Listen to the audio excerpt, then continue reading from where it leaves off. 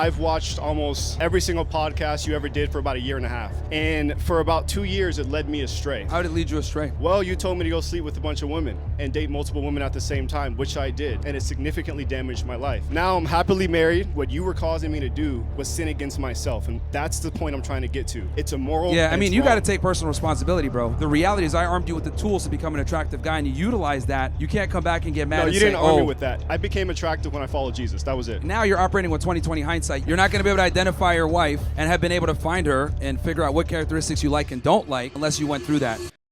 I appreciate it. Yeah. So I don't know, do you remember me at all? No. Okay. So can I ask a quick synopsis of what you think the prescription is for society today for men?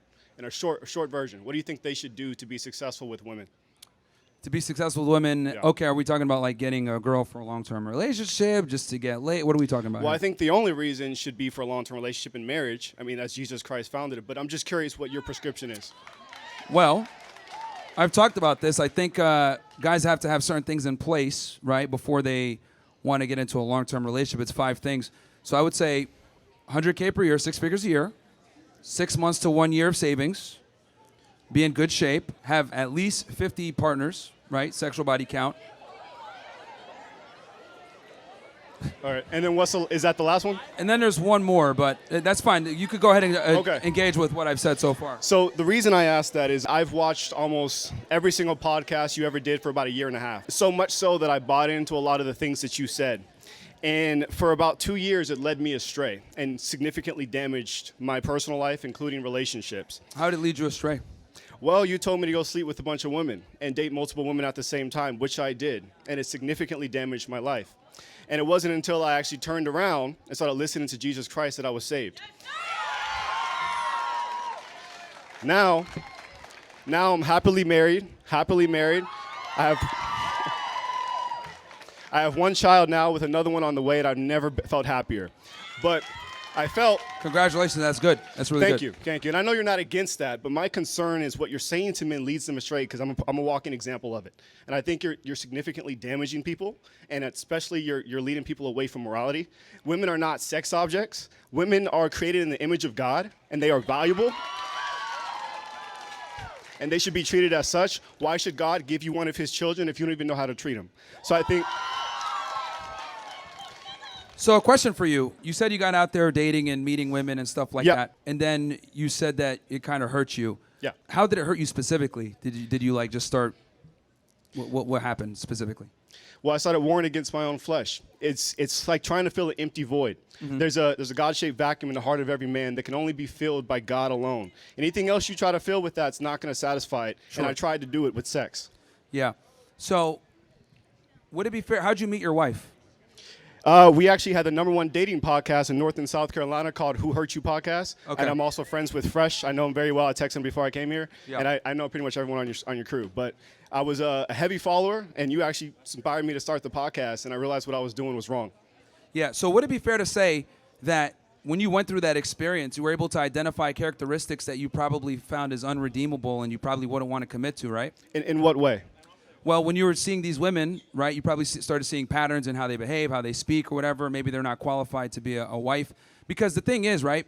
Well, I don't need that. I have the Bible for that. It tells me what to look for. Yeah, but the thing is that you were able, and again, you're probably not going to notice it, but when you dated and dealt with all these women, you probably were able to identify characteristics that you were not fond of, or characteristics that would make a woman not a good candidate for a long-term relationship. And I think half the game is figuring out which girls don't qualify for marriage versus which ones that do. And clearly you learned a skill set on how to become attractive and get women, and then you're able to identify the things that you like versus the things that you don't like.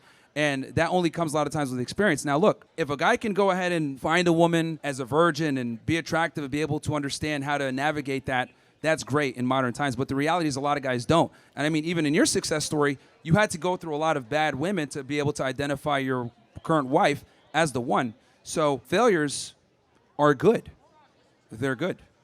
Yeah, failures, excuse me, failures in the sense of socioeconomic or maybe even relationship failures could be good, but there's a difference with what I'm saying. I'm saying that we're warned against our soul. Jesus Christ commands us to marry one woman. That's it. Sure. And what you were causing me to do was sin against myself, and that's the point I'm trying to get to. It's immoral. Yeah, I and mean, it's you got to wrong. take personal responsibility, bro, because here's the reality. No, I do, 100%. Yeah, so very publicly, I and have in that's- front of and over that's why- 40,000 people. I've yeah, done that. Yeah, great. But the point I'm trying to make is I teach guys a skill set, right?